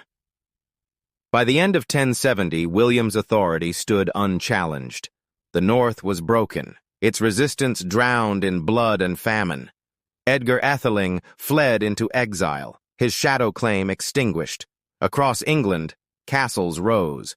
Tall stone towers and wooden keeps, symbols of Norman domination planted in every shire. Yet William's conquest was not only of land, but of spirit. The English nobility was stripped of power, their estates seized and given to Norman lords. The old order of thanes and earls was replaced by a new hierarchy, bound directly to the king. Through terror and reward, William reforged the kingdom in his image. The man once called the Bastard now bore a new title, the Conqueror. His throne was not gilded by acceptance, but hammered in iron, forged by fire, and consecrated in blood. He had crushed rebellion, erased opposition, and imposed his will upon a hostile land. But the memory of his methods lingered. The harrying of the North would stain his reign forever, a testament to the brutal price of conquest. To his supporters, William was a ruler of destiny, the man who had remade England. To his enemies, he was a tyrant, a scourge, a king who had drowned a kingdom in fire. The shadow of fire. When William looked upon his realm after the harrying, he saw a kingdom subdued. Castles stood where resistance had flared. Norman lords ruled where Anglo-Saxon earls had once held sway, and the crown sat secure upon his head. Yet beneath that crown lay the shadow of fire. The conquest was complete, but it had come at a cost, a land scarred, a people broken, a legacy forever marked by the ruthless hand of its conqueror.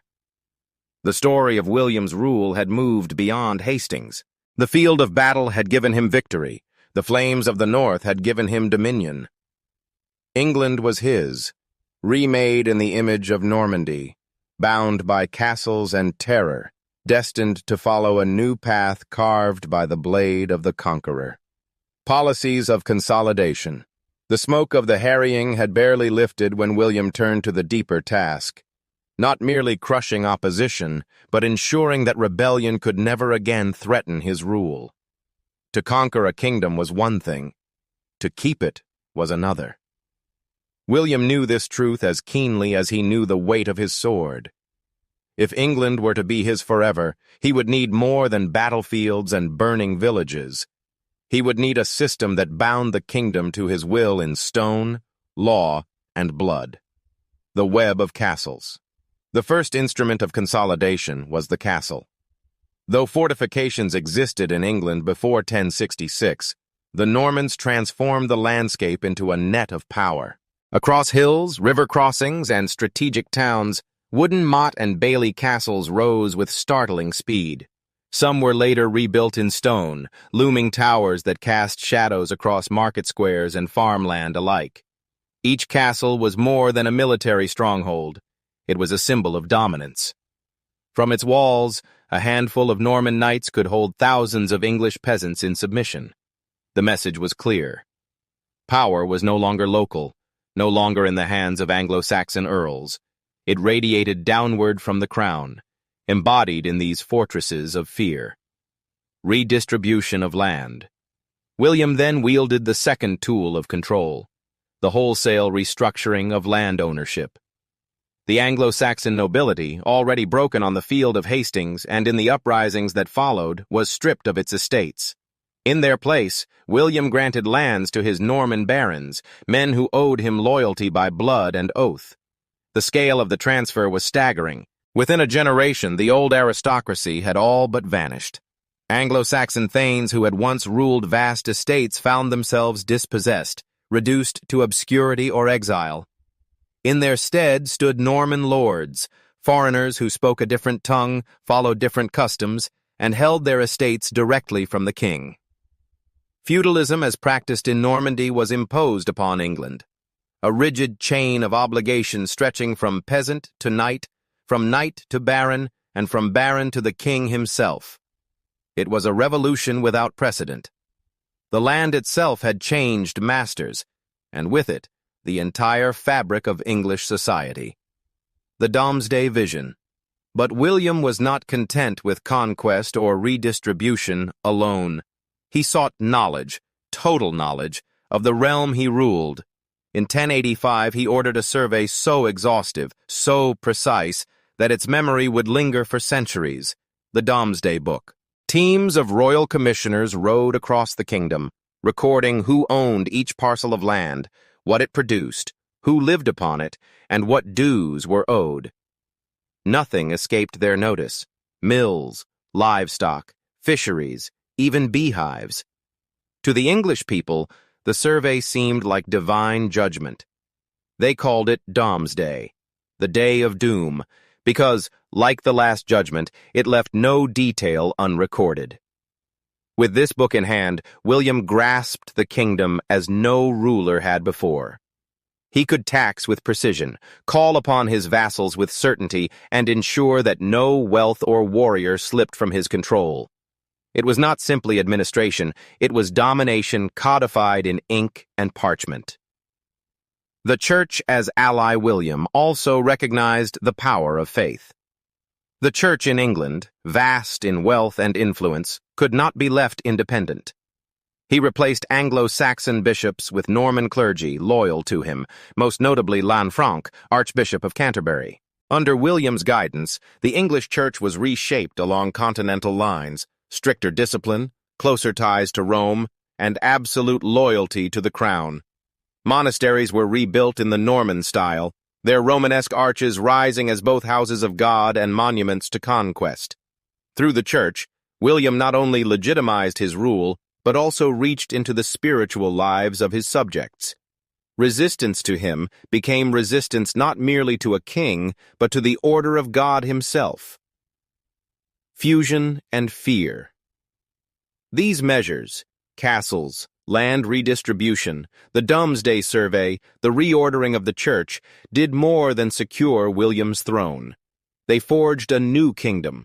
Old Anglo-Saxon traditions did not vanish entirely, but they were submerged beneath Norman structures.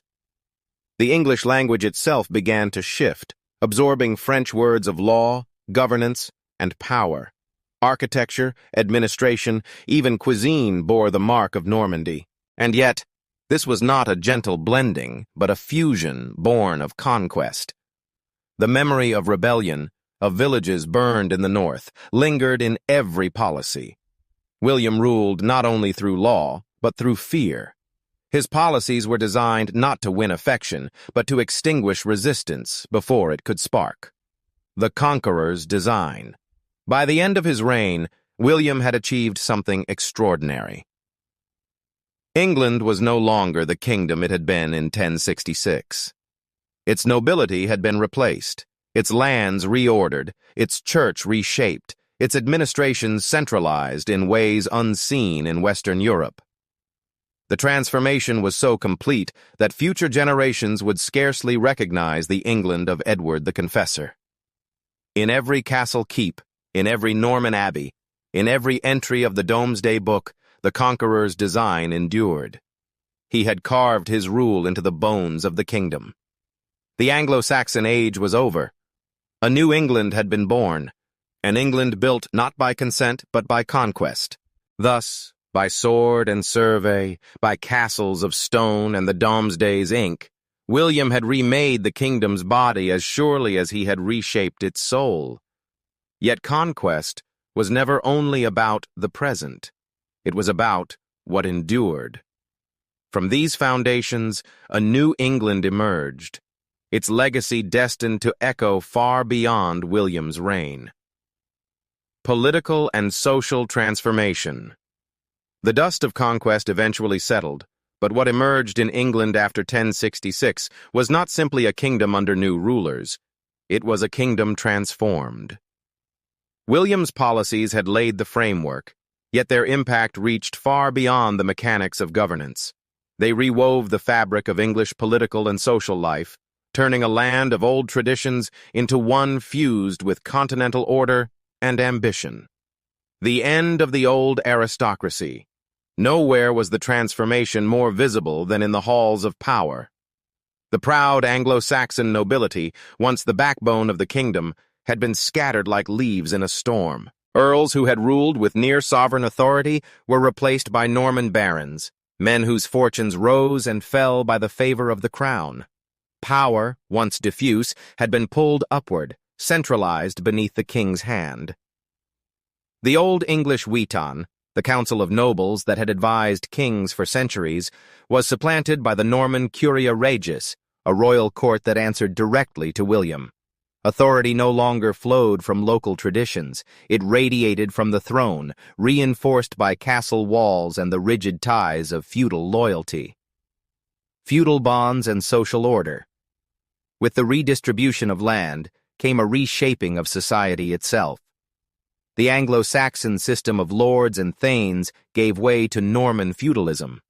Every estate, from the broadest shire to the smallest plot of farmland, was linked in a chain of obligation. Vassals swore loyalty to barons, barons to the king. Military service, once owed out of custom, became a legal duty measured in nights and days of campaigning. For the common people, the change was subtle but profound. Peasants who had once lived under relatively local lords now served masters whose authority derived from the crown itself. Many slipped into serfdom, bound to the land they tilled. Their lives remained marked by toil, but the structures above them had hardened into a system more foreign, more exacting than before. The language of power, even the spoken word, bore the mark of transformation. In the courts and councils of power, French became the language of command. Charters, laws, and judgments were written in Latin, but the tongues of the nobles and clergy carried the lilt of Normandy. The English language endured in the fields and villages, but slowly, imperceptibly, it began to absorb foreign words, terms of law, war, and governance that would forever change its nature. The result was a cultural divide. The rulers spoke French, the people English. Yet over time, the two streams would merge, creating a language and identity distinct from both. Law and Justice William also reshaped the machinery of justice. While some Anglo-Saxon practices, such as local courts and the tradition of juries, remained, they were bound now within the king's expanding authority. Royal writs extended across the land, carried by mounted messengers to every shire. Justice no longer belonged to local custom alone. It became an instrument of centralized power. It was a fusion of old and new, Saxon foundations overlaid with Norman rigor. This hybrid would, in centuries to come, form the roots of English common law. A kingdom recast. The political and social changes of William's reign were not born in isolation. They were the necessary scaffolding of conquest. Every measure, from the redistribution of estates to the imposition of castles, was designed to ensure obedience. But in their sum, they did more than secure William's throne. They reshaped England itself. The Anglo-Saxon kingdom that had stood for 6 centuries was gone. In its place rose a feudal monarchy tied to continental Europe, a realm where power was centralized, language was shifting, and society was bound by new laws and obligations. The transformation was neither gentle nor voluntary. It was forged in fire and steel, written in parchment, and carved into stone. England had not only been conquered, it had been remade. Cultural and religious transformation. If William's castles and councils redefined the politics of England, it was the church and the culture of daily life that revealed just how deep the Norman Conquest cut. Power could be seized by the sword, but to endure, it had to be sanctified by faith and expressed in stone, ritual, and language. In the years after 1066, England became a kingdom where not only the rulers, but also the very symbols of faith, art, and learning bore the stamp of Normandy. The Church recast. The Church in England, long a pillar of Anglo-Saxon identity, was the first institution William set about transforming. Many English bishops had resisted Norman rule or were deemed too closely tied to the old order. One by one, they were replaced by men from across the Channel, loyal clerics steeped in the traditions of continental reform. The papacy, which had blessed William's invasion, approved of this reshaping, for it brought England into closer alignment with Rome. Stigand, the Archbishop of Canterbury, symbol of the Old Guard, was removed, replaced by Lanfranc, an Italian-born scholar and monk from Normandy. Under Lanfranc's stern hand, the English Church was reorganized, disciplined, and made to mirror continental models. Ecclesiastical courts were established, separate from secular justice. Clerical celibacy was more strictly enforced. Monastic reform swept through abbeys, replacing older local traditions with the more rigorous Benedictine rule. The Church was no longer a distinctly English institution. It had become part of the greater European Christendom, bound to Rome by ties of doctrine and to Normandy by loyalty. Stone and sky, the Norman Romanesque. Perhaps the most visible change came in stone. The wooden churches of the Anglo-Saxons, humble and small, gave way to soaring Norman cathedrals of stone. Towering naves, thick walls, and rounded arches rose across the land.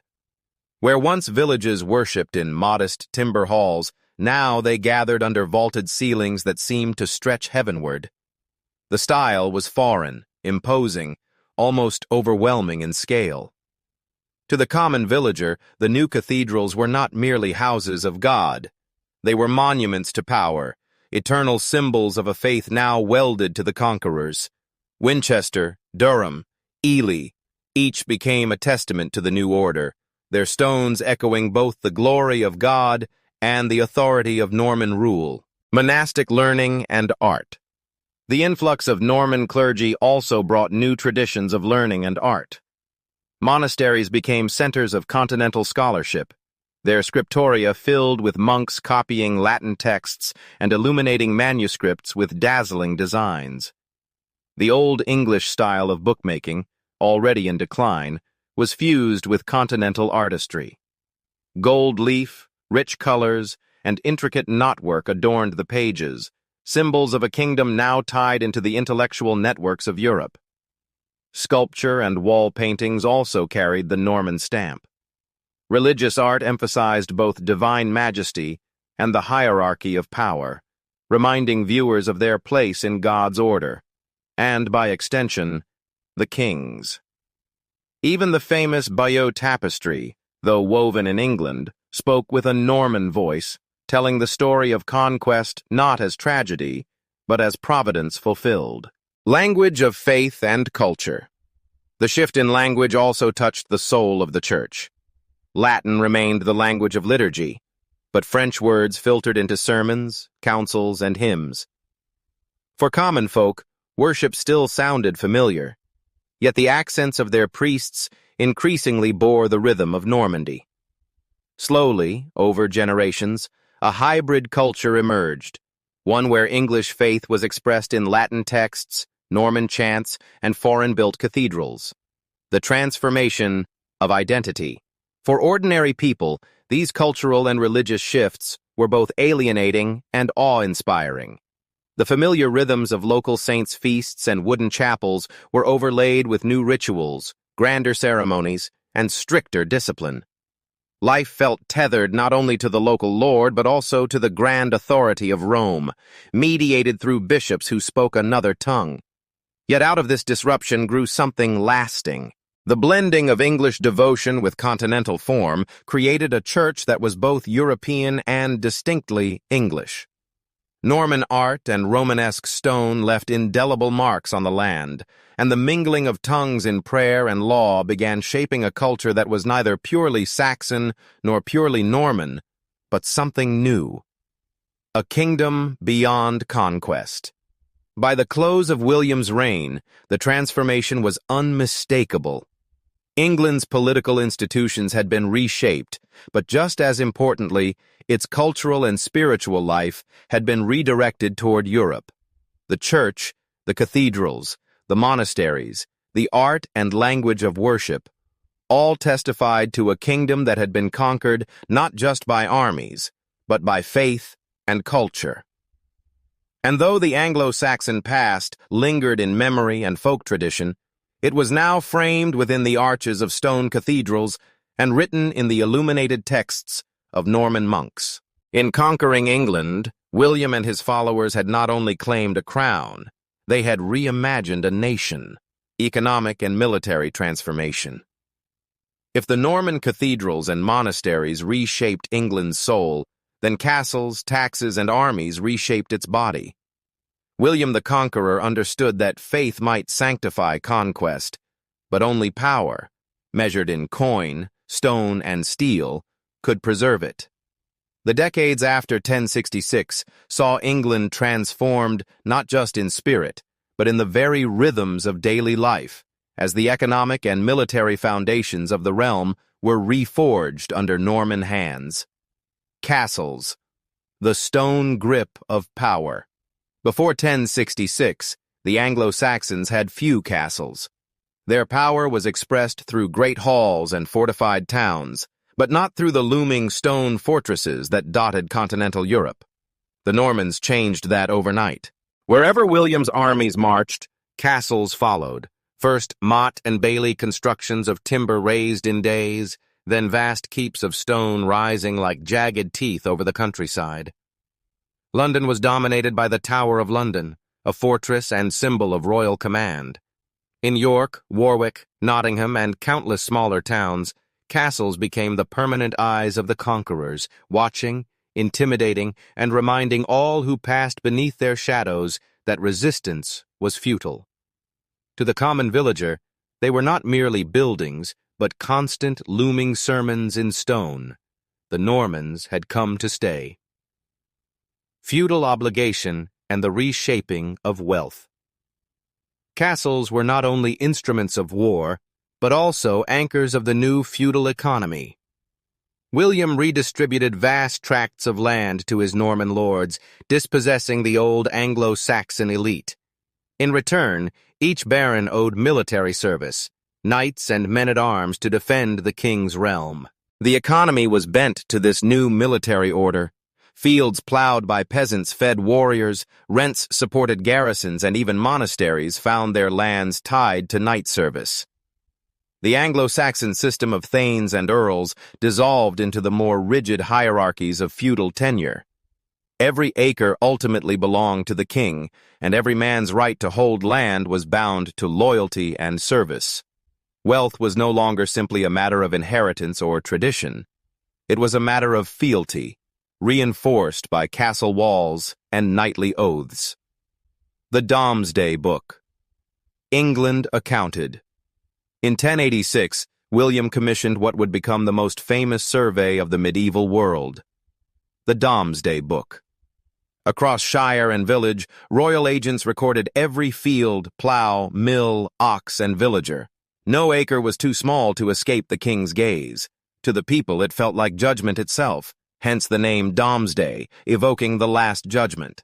Chroniclers wrote that not one hide, not one ox, not one cow, nor one pig was left uncounted. It was as if the king had stretched his hand over all England and claimed it line by line, word by word. The Domesday Book did more than tally wealth. It codified the new reality. Every man knew who held what, and by whose permission. It made the redistribution of land irreversible, transforming England into a realm where the king's authority was written in parchment as well as carved in stone. A militarized realm. Under the Anglo-Saxons, armies had been raised through the fyrd, temporary levies of free men summoned in time of war. The Normans replaced this with a more permanent, professionalized military order. The knights, bound by feudal service, were better trained, better equipped, and tied by oath to their lords and the king. Castles allowed smaller garrisons to dominate wide regions, making rebellion harder and foreign invasion riskier. England became, in effect, a militarized landscape.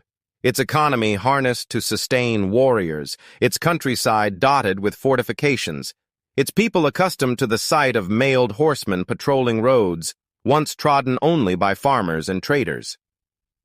Taxation and coin. The conquest also brought new systems of taxation. The geld, originally a tribute raised to pay off Viking raiders, was now perfected into a steady royal revenue. With the Domesday Book as its foundation, taxation became more efficient, binding peasant and lord alike to the king's treasury. Coinage, too, bore the mark of centralization. Every few years, the currency was recalled and reminted, ensuring royal control and a steady flow of fees. Everyday burdens. For the ordinary villager, these transformations were both visible and heavy. The stone castle that towered over his village was a fortress, but it was also a constant demand for labor and rents. The feudal lord demanded service. The sheriff enforced taxes. The church, reformed and aligned with Rome, claimed its tithes. To plow the field was no longer only to feed one's family, it was to feed the machinery of a militarized kingdom. And yet, within this burden lay security. Raiding, once common in the Anglo-Saxon age, became rare. Viking ships no longer prowled the coasts unchecked. The law of the king, enforced by sheriffs and castles, meant that markets could grow, trade could flow, and villages could slowly thrive under the very structures that oppressed them. The new foundation.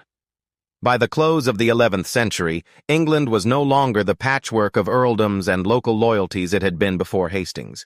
It was a kingdom unified by military obligation, bound by feudal law, surveyed by royal scribes, and held together by castles that dotted its hills and rivers. Its economy, its armies, even its fields, had been drawn into a single orbit around the crown. If William's coronation had made him king, and if his castles had kept him secure, it was this transformation of economy and arms that made his conquest permanent. England was no longer merely conquered, it was refashioned. Its body, like its soul, now bore the indelible mark of Normandy. Thus, by coin, by castle, and by sword, William had gripped England's body as firmly as he had claimed its crown. Yet conquest was never only about survival. It was about endurance. From these new foundations, the kingdom's future began to take shape, and the long shadow of 1066 stretched into centuries beyond. Legacy and conclusion. The smoke of battle long since cleared, the castles weathered by centuries of wind and rain, yet the echo of 1066 resounds still. The Norman Conquest was not a moment contained to a battlefield at Hastings. It was a hinge of history, swinging wide the doors to a new England. Its legacy, etched in stone, parchment, and blood, shaped the island's destiny for 1,000 years. Political and legal transformation. Politically, the conquest redrew the lines of power. William I had replaced the Anglo-Saxon earls with Norman barons, creating a feudal aristocracy that owed everything to the crown. Yet this centralization also planted the seeds of a paradox. A monarchy stronger than any before, but also more entangled in the duties and expectations of its vassals. In time, this would give rise to a uniquely English negotiation between king and nobles, conflict and compromise that would culminate in the Magna Carta of 1215, a document that spoke to the balance of authority and liberty. Though William himself never dreamed of such limits, the structures he imposed, the land surveys, the chain of feudal obligation, the uniformity of royal law, made such evolution possible. The courts and councils of England, once loose and regional, were reshaped into instruments of centralized governance. Written law began to eclipse oral custom. The king's writ could run further and with greater force than any Anglo-Saxon monarch had imagined. England became a laboratory of governance, neither purely feudal nor entirely centralized, but something hybrid and enduring. Cultural fusion. The conquest also forged a cultural synthesis. Anglo-Saxon resilience met Norman innovation, and out of their collision emerged the English nation. The French language of the conquerors mingled with the Old English of the conquered, producing a hybrid tongue, first a fractured coexistence, later a rich fusion. By the 14th century, this blend gave birth to Middle English, the language of Chaucer, and eventually to the English we speak today. Architecture bore the mark of Normandy. The stark power of Romanesque arches, the mass of stone churches, the disciplined geometry of cathedrals that seemed to rise like prayers cast in rock. In art, in monastic scholarship, in the rhythms of chivalric culture, England became part of a wider European tapestry, linked more closely than ever before to the continent across the Channel. Social reordering. For the common folk, the conquest was less a blending than a burden. Feudal lords extracted service, sheriffs enforced taxation, and castles loomed over once independent villages. Yet even here, the long arc of change carried unforeseen consequences. The redistribution of land meant that old hierarchies were broken. Over generations, new opportunities arose, as Normans and English intermarried, as new towns emerged, and as commerce slowly expanded under the relative stability of centralized rule. What seemed at first oppression became, in the longue durée, transformation. The Norman yoke became the English spine, strong enough to endure centuries of war, rebellion, and change. Military and strategic legacy. Militarily, the conquest anchored England into the power politics of Europe. William held Normandy and England together, creating a cross-channel empire that bound English destiny to continental affairs. For centuries, English kings would fight in France, sometimes to defend Normandy, later to claim crowns beyond it. The 100 Years' War, with its tales of Agincourt and Joan of Arc, was born of the legacy of Hastings.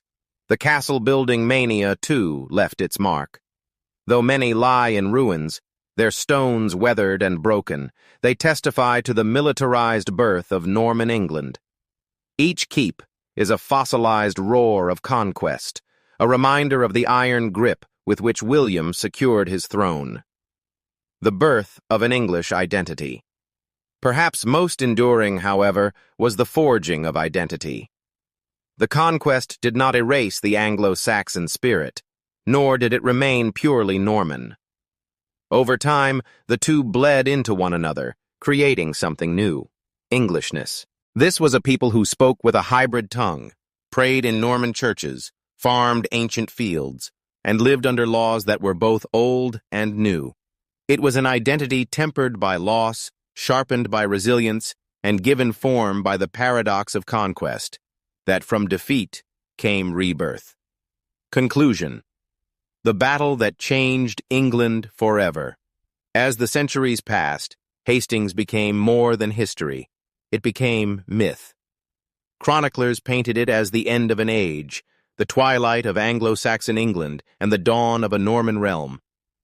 The tapestry at Bayeux immortalized the clash, stitching horses and spears, kings and omens into a fabric of memory that still speaks across the ages. Yet the true legacy of 1066 was not simply who wore the crown, but how the crown itself was redefined. William's conquest bound England more tightly than ever before into the currents of European politics, law, language, and culture. It reshaped its economy, restructured its society, and redrew its imagination of power. England would never again be the quiet, isolated kingdom it had been before.